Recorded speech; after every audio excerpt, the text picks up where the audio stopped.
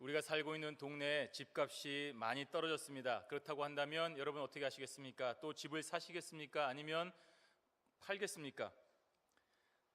일시적으로 떨어지는 것이라고 한다면 팔고 사고 하는 게 큰 문제가 없겠지만, 앞으로 완전히 멸망할 나라라고 한다면 여러분이 그곳에 있는 땅을 살 이유는 하나도 없을 것입니다. 오히려 내가 가지고 있는 집과 땅이 있다고 한다면 좀 손해를 본다 하더라도 빠른 시간 내에 그것을 팔고 다른 곳으로 가려고 할 것입니다. 인근에 있는 나라가 쳐들어와서 멸망을 당할 위기에 처해 있으니 더욱 더 그러할 것입니다. 오늘 본문에 기록되어 있는 그 내용이 이와 같습니다. 남유다의 수도 예루살렘이 딱 그와 같은 실정이었습니다. 남유다의 왕 시드기야가 10년째 이 나라를 통치하고 있던 때에 그 예루살렘에 오늘 멸망의 순간이 다가왔습니다. 누가 보아도 우리는 이제 멸망당하는구나 하는 것을 알 수 있는 상황이었습니다. 오늘 선지자 예레미야도 하나님의 말씀에 의거하여 이 예루살렘이 바벨론 왕의 손에 의하여 멸망당한다고 분명하게 예언을 하고 있는 것입니다. 우리 오늘 본문 3절에서 5절까지의 말씀, 하나님께서 예레미야 선지자를 통하여 예루살렘에 예언하신 말씀을 함께 읽도록 하겠습니다. 3절에서 5절까지의 말씀입니다. 이는 그가 예언하기를 여호와의 말씀에 보라, 내가 이 성을 바벨론 왕의 손에 붙이리니 그가 취할 것이며 유다 왕 시드기야는 갈대아인의 손에서 벗어나지 못하고 반드시 바벨론 왕의 손에 붙이운 바 되리니 입이 입을 대하여 말하고 눈이 서로 볼 것이며 그가 시드기야를 바벨론으로 끌어가리니 시드기야가 나의 권고할 때까지 거기 있으리라. 나 여호와가 말하노라. 너희가 갈대아인과 싸울지라도 승리치 못하리라 하셨다 하였더니 유다 왕 시드기야가 가로되 내가 어찌 이같이 예언하였느뇨 하고 그를 가두었음이었더라. 아멘. 오늘 이 내용에서 볼 수 있듯이 당시에 살고 있는 모든 사람들은 우리가 살고 있는 이 땅이 남유다가 멸망할 것이다 라고 알고 있었고 또 믿고 있었습니다. 그래서 그런 것을 시장이 가장 정확하게 알지 않습니까? 사람들마다 가지고 있는 모든 부동산들, 가지고 갈 수 있는 것 말고 남겨두고 있는 것들을 헐값이라도 내다 팔기 시작했습니다. 현명한 생각입니다. 당연히 그래야 됩니다. 오늘 본문 8절에 보시면 그 중에 한 사람이 나옵니다. 하나멜이라고 하는 사람이 나옵니다. 이 사람도 바로 이렇게 자신의 땅을 팔았습니다. 그런 사람 중에 하나였습니다. 그런데 이 하나멜은 예레미야 선지자의 숙부인 살룸이라고 하는 사람의 아들입니다. 이 하나멜이 정확하게 판단을 한 것입니다. 빨리 팔아서 이것을 손해를 조금이라도 덜 봐야 되겠다라고 결정을 했습니다. 그런데 예레미야만이 오직 이 흐름에 역행을 하고 있는 것을 볼 수 있습니다. 남들은 다 처분하려고 하고 다 팔려고 하는데 오늘 아무런 쓸모가 없게 되는 남유다의 땅을 오늘 예레미야는 오히려 사고 있는 것입니다. 게다가 자신이 스스로 망한다고 예언했던 그 나라의 땅을 자신은 그 땅을 사고 있는 것입니다. 이해가 되지 않지 않습니까? 왜 도대체 예레미야는 망해가는 나라, 망할 수밖에 없는 나라의 땅을 사는 것입니까? 그것은 바로 하나님의 말씀이었기 때문입니다. 하나님이 사라고 하셨기 때문입니다.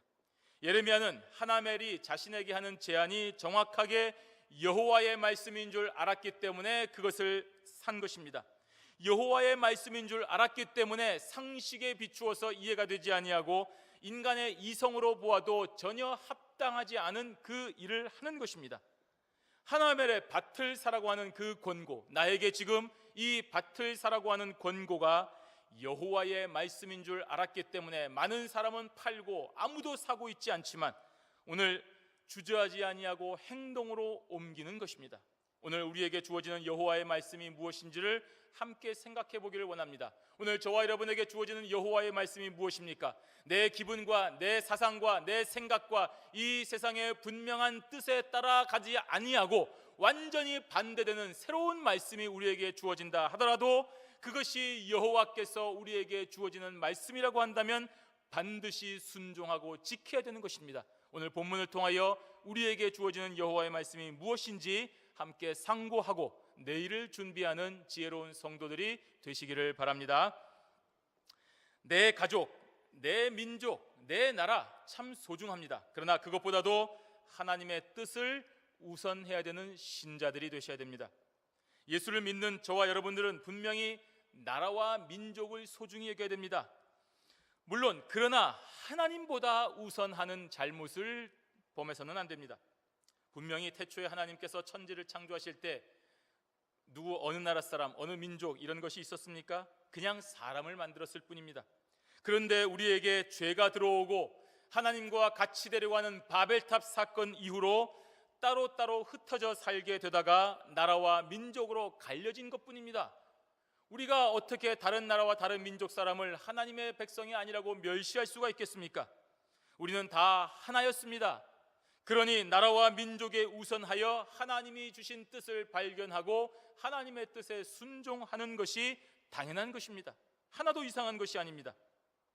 오늘 본문 2절에 보시면 선지자 예레미야가 감옥에 갇혔다라고 기록을 하고 있습니다. 그 이유는 아까 읽었던 우리 예레미야 예언 때문이었습니다. 선지자는 무엇을 하는 사람입니까? 하나님의 말씀을 전하는 사람입니다. 그래서 선지자 예레미야는 자신에게 주어진 하나님의 말씀을 있는 그대로 전했습니다. 오늘 본문 1절에 보시면 여호와의 말씀이 예레미야에게 임하니라라고 기록을 하고 있습니다. 예레미야가 예언했던 말씀이 자신의 말이나 자신의 어떤 그런 이익을 위한 말이 아니라 하나님께서 주신 말씀이라는 것을 기록하고 있는 것입니다. 여호와의 말씀이 선지자 예레미야에게 임했기 때문에 전하는 것입니다. 그 여호와의 말씀이 때로는 선지자의 가족이나 선지자의 고향이나 선지자의 민족이나 선지자가 속한 나라에 대하여 추상적인 심판의 말씀이 될 수도 있습니다. 또는 선지자 요나의 경우에서 볼 수 있듯이 선지자가 속한 민족의 원수에게 회개하라는 축복의 말씀을 선포해야 될 때도 있습니다. 무엇이 하나님의 말씀인지 알기만 하면 반드시 전해야 되는 것이 선지자입니다. 선지자의 신분이나 선지자의 형편을 고려해서 나는 한국 사람이기 때문에 나의 한국인의 정서에 맞는 복음만 전하겠다, 안 되는 말입니다. 그렇다고 선지자가 자신에게 주어진 말씀이 싫어해서 전하지 않거나 엄청나게 왜곡해서 전할 수도 없습니다. 그래서 때로는 선지자의 선포가 비난을 받기도 합니다. 야, 너 무슨 소리 하는 거냐? 너 지금 이런 말을 할 수 있는 거냐? 너 어느 나라 사람인데 과연 이런 말을 하느냐라고 비난을 받을 때도 있습니다. 심지어는 듣기 싫다고 죽임을 당할 때도 있습니다. 그러나 선지자는 하나님의 말씀 앞에 어떤 이유도 내세워서는 안 됩니다. 어떠한 개인적인 호불호도 내세울 수가 없습니다. 선지자는 말 그대로 하나님의 말씀을 있는 그대로 전하는 메신저이기 때문입니다. 오늘 예레미야는 어떤 예언을 했기에 감옥에 갇히는 신세가 되었습니까? 아까 3절에서 5절까지의 말씀에 분명히 우리가 기억을 하고 있지 않습니까? 선지자가 속했던 나라가 망한다고 예언을 한 것입니다. 우리가 바벨론에게 망한다고 한 것입니다. 우리가 반드시 이 싸움에서 진다고 말하는 것입니다. 그래서 갇혔습니다.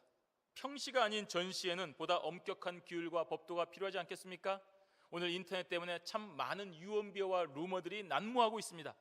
저 북한에서도 얼마든지 컴퓨터 한 대만 가지고서 우리나라 사람들에게 얼마든지 유언비어를 만들어낼 수가 있습니다.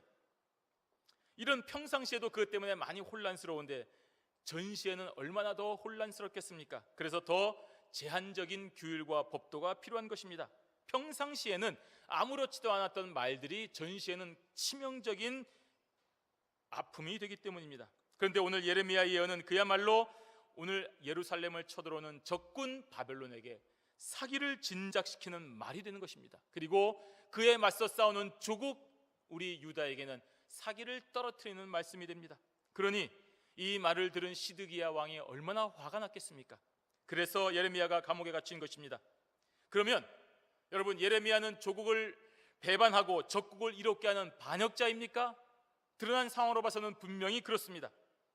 하지만 오늘 예레미야는 절대로 반역자가 아니었습니다. 오히려 시드기야 왕보다도 더 조국을 사랑하는 사람이었습니다. 유다의 멸망을 생각만 해도 아픔이 있고 눈물을 흐르는 선지자였습니다. 그런데 왜 이 민감한 시기에 조국을 훼손시키고 적국을 이롭게 하는 그런 예언을 하고 있는 것입니까? 왜 하겠습니까? 하나님의 말씀이기 때문입니다. 하나님이 하라고 하셨기 때문입니다. 하나님께서 예레미야 선지자에게 너의 조국의 멸망을 선포하라고 하셨기 때문입니다. 가족이 있는 나라, 민족과 조국을 넘어 창조주 하나님을 최우선적으로 사랑하고 신뢰하고 있는 예레미야였기 때문에 자신에 속한 가족, 자신이 가지고 있는 이 민족과 나라가 망한다고 하는 그런 예언을 할 수밖에 없는 것입니다. 뼈를 깎는 아픔과 배신자라는 치욕을 감수하고도 하나님의 말씀을 선포할 수밖에 없는 그 선지자의 심정을 오늘 우리는 깨달아야 됩니다. 예레미야는 가족과 민족, 나라의 버림을 받는 한이 있어도 하나님의 뜻을 버릴 수는 없었기 때문입니다. 그래서 자신에게 주어진 선포의 사명을 조금도 주저하지 아니하고 감당하고 있는 것입니다. 오늘 저와 여러분 어떻습니까? 하나님의 말씀 앞에, 여러분 주어진 말씀 앞에 모든 것을 내어 바칠 각오가 되어 있습니까? 하나님의 뜻을 이루기 위해서 내 민족과 조국을 배신이라도 할 각오가 되어 있습니까?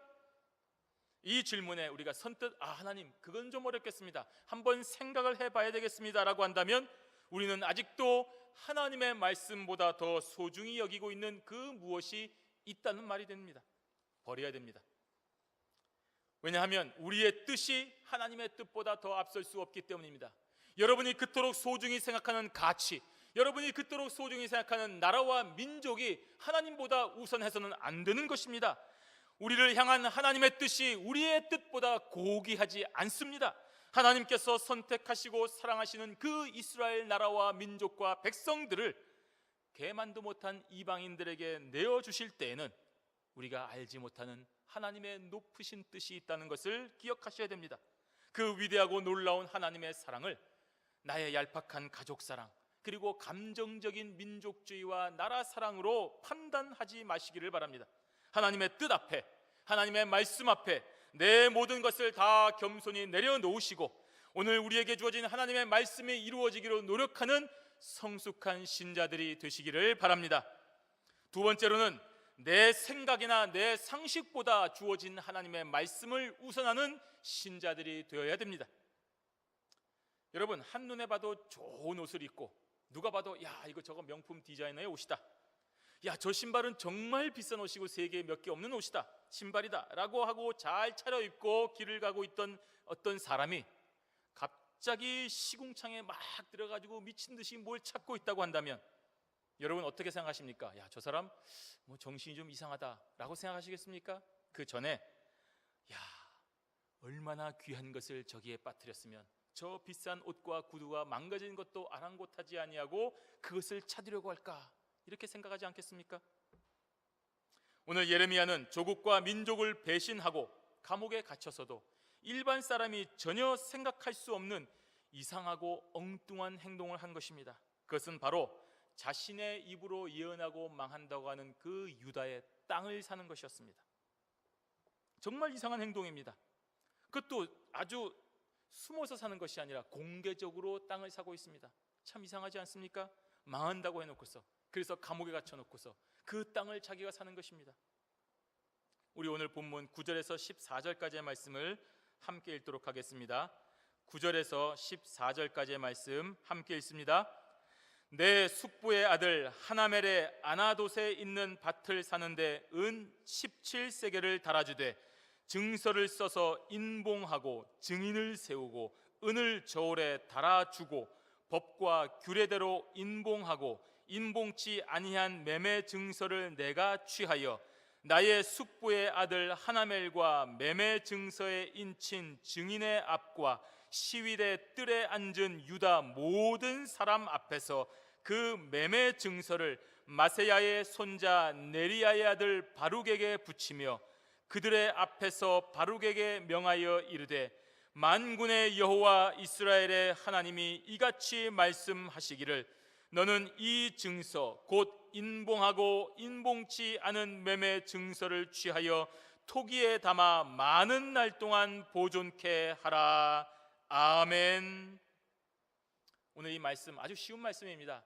자기 숙부의 아들 하나멜이 땅을 사라고 했고 그 땅을 사되 많은 사람들 앞에서 증거로 남겨서 공개적으로 땅을 사고 그 문서를 보관하라는 내용입니다. 왜 이렇게 하는 것입니까? 왜 이해되지 않는 행동을 하는 것입니까? 선지자이기 때문입니다. 하나님의 말씀이 임했다는 것을 알 수 있습니다. 여호와의 말씀인 줄 알았기 때문입니다. 오늘 본문 8절 하반절에 보시면 내가 이것이 여호와의 말씀인 줄 알았으므로 라고 기록을 하고 있습니다. 그렇습니다. 예레미야가 지금 망해가는 나라의 땅을 사는 것이 얼마나 어리석은 행동인지 몰랐겠습니까? 알고 있습니다.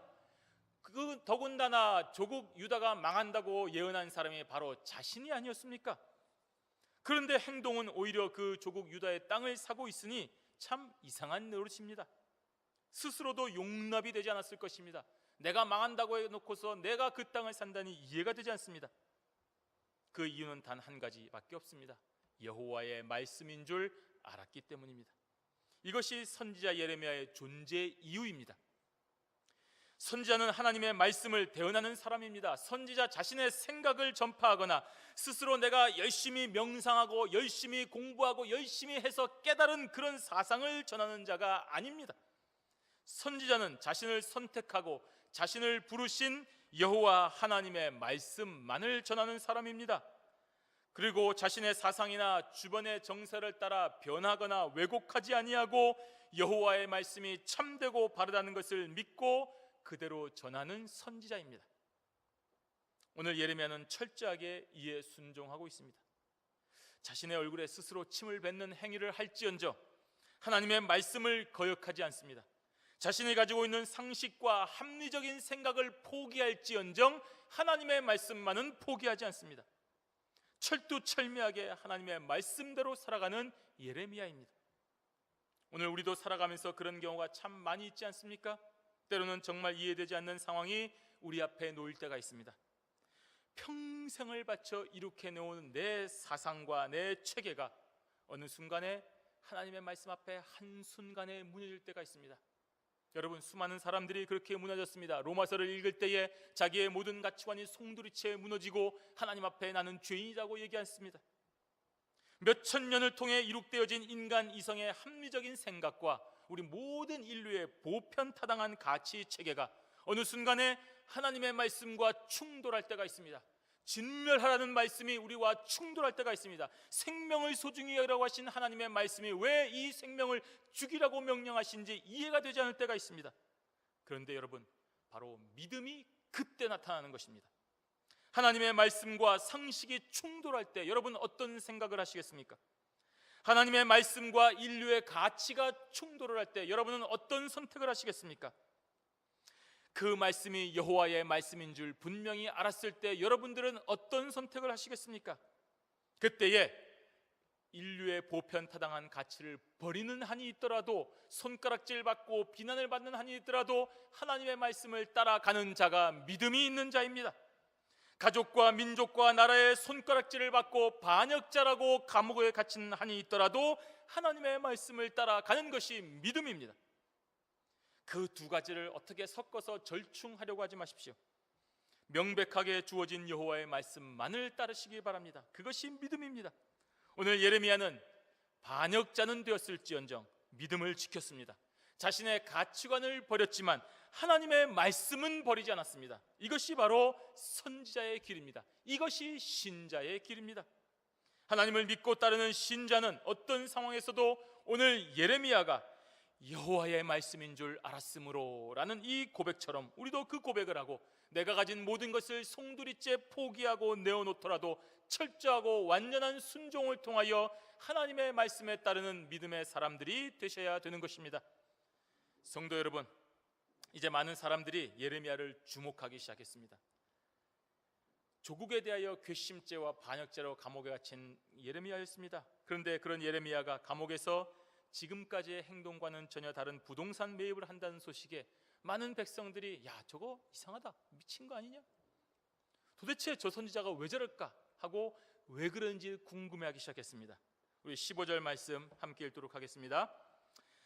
만군의 여호와 이스라엘의 하나님, 내가 이같이 말하노라. 사람이 이 땅에서 집과 밭과 포도원을 다시 사게 되리라 하셨다 하니라. 아멘.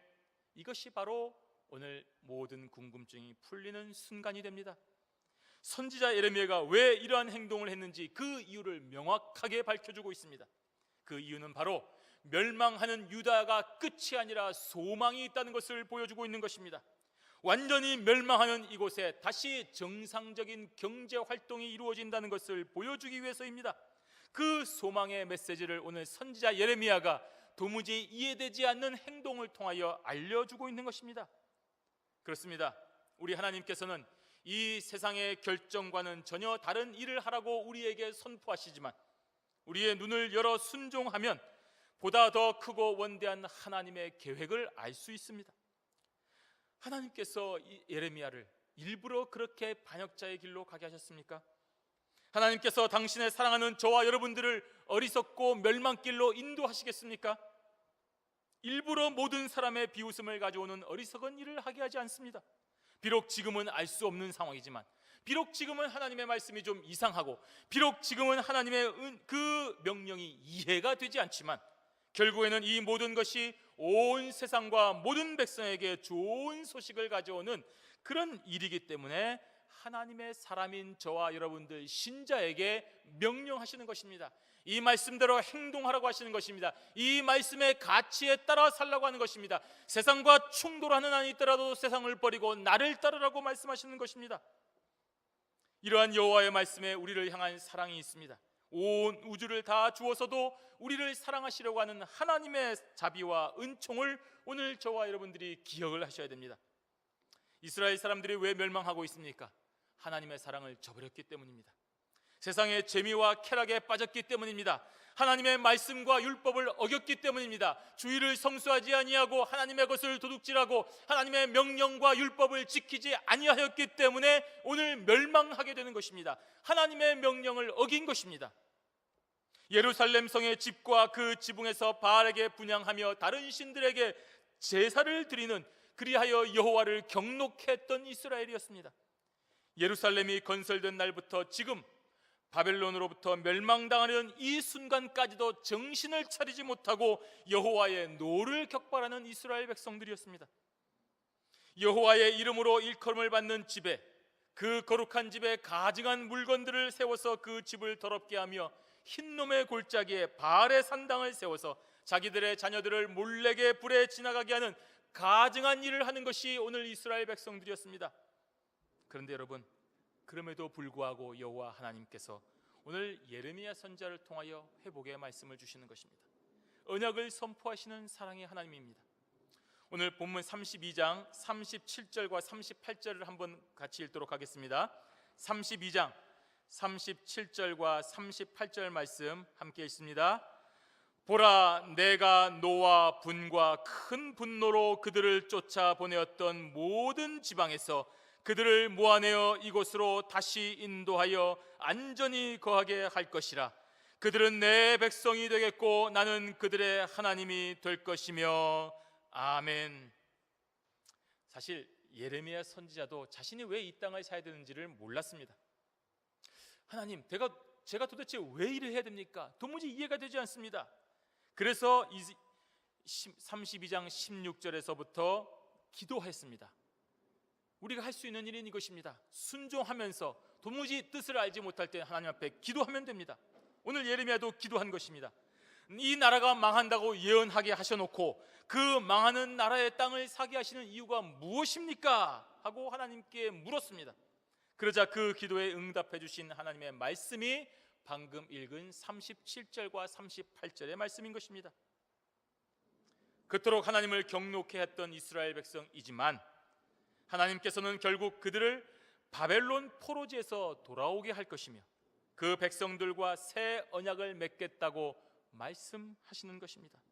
마지못해 용서하는 것이 아니라 그 기쁨으로 복을 주며 마음과 정신을 다하여 이스라엘 백성들을 이 땅에 다시 살게 하며 또 모든 복을 주신다고 했습니다. 여러분, 이보다 더 큰 사랑이 있습니까?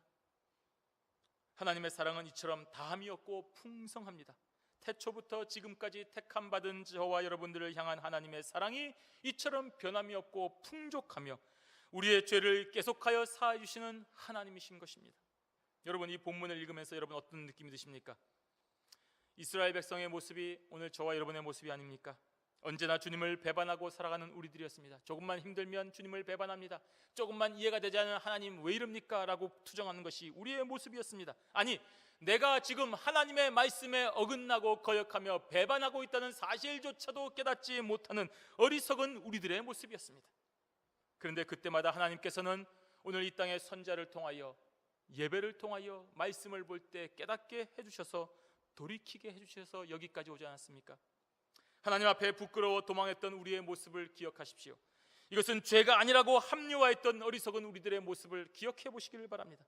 하나님은 필요 없다고 소리치던 죄 많은 인생이 오늘 우리들의 모습이 아니었습니까? 그런데도 그런 우리들을 하나님께서는 포기하지 아니하시고 기다려 주셨습니다. 우리가 알도록 가르쳐 주시고 우리의 깊은 상처를 치료해 주시는 하나님이셨습니다. 그런 하나님의 만남으로 저와 여러분의 삶이 변화되어 여기까지 있음을 고백하셔야 됩니다. 그 고백이 우리 개인을 넘어 내 이웃을 변화시키고 있음을 기억을 하셔야 됩니다. 지금 이 순간 우리는 놀라운 하나님의 사랑으로 인하여 이 자리에 있는 것입니다. 우리가 애써 여기까지 온 것이 아니라 하나님께서 지켜주셔서 여기에 있는 것입니다. 그렇게 살아온 신자들을 통하여 또 전도받고 감화받아 이 자리에 있는 것입니다. 우리를 향한 하나님의 놀라운 사랑이 또 다른 사람들을 통하여서 우리에게 임하였기 때문에 우리가 여기에 있는 것입니다. 그러니 우리도 그 받은 사랑으로 아낌없이 희생하고 봉사하고 섬기는 자리에서 다른 사람을 감화시키는 주의 사람이 되셔야 되는 것입니다. 내 민족보다, 내 조국보다 하나님의 말씀을 최우선으로 생각하는 신자들이 되시기를 바랍니다. 내 생각보다, 내 상식보다 하나님의 말씀을 우선하는 하나님의 사람들이 되시기를 바랍니다. 그러므로 이 놀라운 하나님의 사랑의 복음을 전하는 경양의 성도들이 되시기를 주님의 이름으로 축원합니다. 아멘. 기도하겠습니다.